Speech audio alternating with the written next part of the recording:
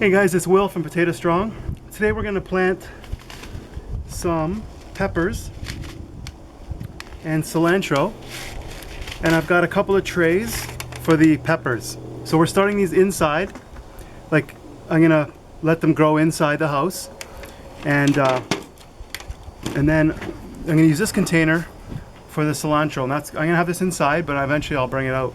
But these trays are going to be used for the seedlings, and then we're going to transplant them into the garden, the raised beds in the spring. So these peppers take quite a while. It's early March right now, so it could take a few months, and I'll have these either in the house or maybe in my greenhouse to sort of transition outside. So let's get this going. So what I want to do is I've got this Pro Mix. It's great for seeds and for containers. So we're going to put some Pro Mix in this container, which I'll also use for the cilantro. I'm going to mix some water in there to moisten it. So you want to moisten the soil to compact it a bit before you put them in the trays, because the soil will settle in these trays, and so you don't want to necessarily water it afterwards, because then they'll settle and your seeds might get exposed, and it's just easier this way. So let's put some Pro Mix in here. You can also mix in some compost, but since these are going to be seeds that I'm going to transplant into my garden, which has a lot of compost, so there's like seed mixes and potting soils. It's a really light mixture.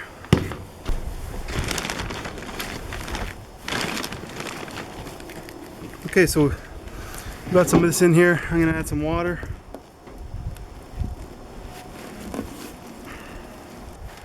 Kind of mix that around.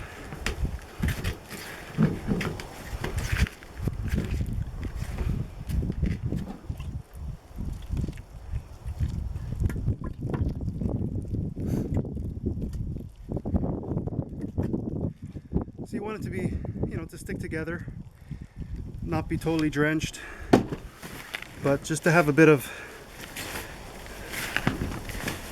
you can see the moisture gets darker, and because this mix is pretty light and fluffy and airy, dusty. You can always water more in your trays, but which we'll be doing over time, but just want it to stick together a bit. Not too bad. I could probably put more in there, but so then I'm gonna fill these trays with the potting mix.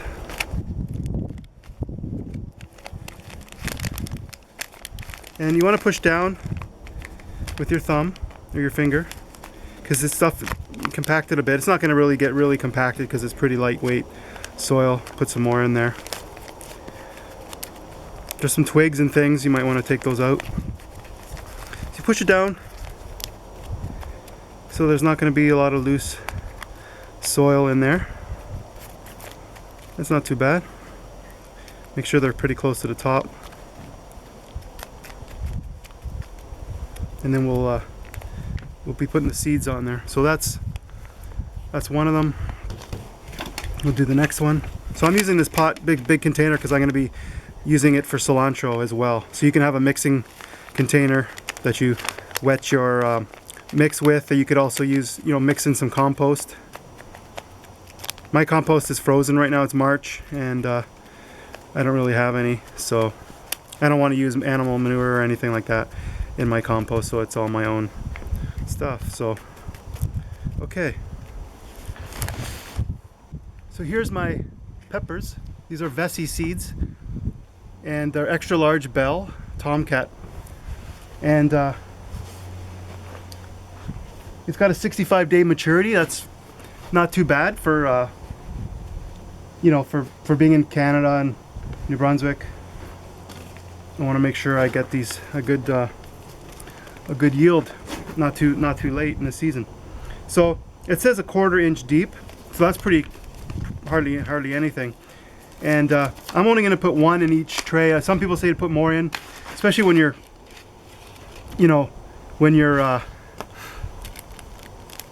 going to lose some seeds.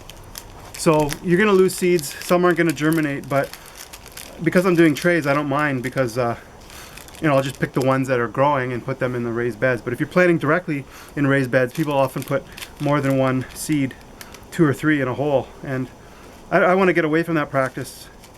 These seeds are pretty good at germinating, and I want to I don't want to waste seeds. So when you have seeds, you can usually get rid of one, pinch them off, or you can try to transplant them and separate them gently, and I really don't want to do that.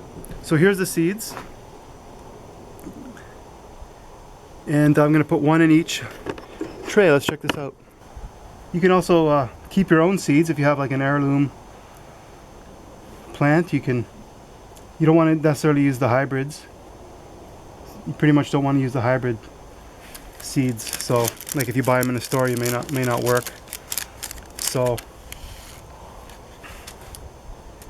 I'm putting one in each before I cover it with soil. These are small, you have to be kind of careful.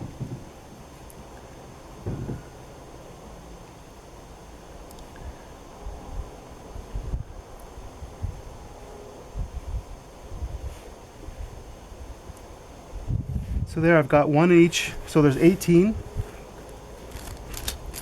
And I do have a couple left here, which I can use next year, or I can direct seed these. I can do something else with them. So I'm just gonna make sure they're not too bad there, and then I'm gonna add a little bit more soil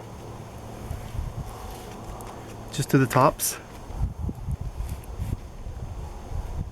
Make sure they're covered.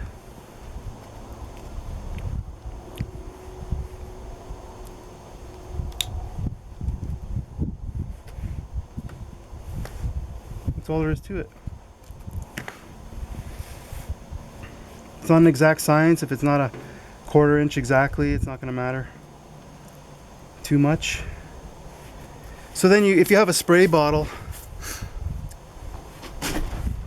you can spray, but it's got some good moisture right now that I just added.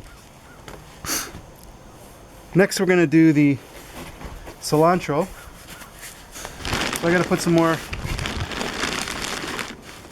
soil in here. Now for the cilantro, what I did last year, I just sort of scattered them around. I'm not going to put them every so often or anything like that. So these are cut and come again. You can grow them, you can cut them, and they'll keep growing. So this was a 1/2 inch deep. Seed should be 5 to 8 inches apart, but that's like you know, a lot of these seed packets are meant for growing in rows and stuff like that.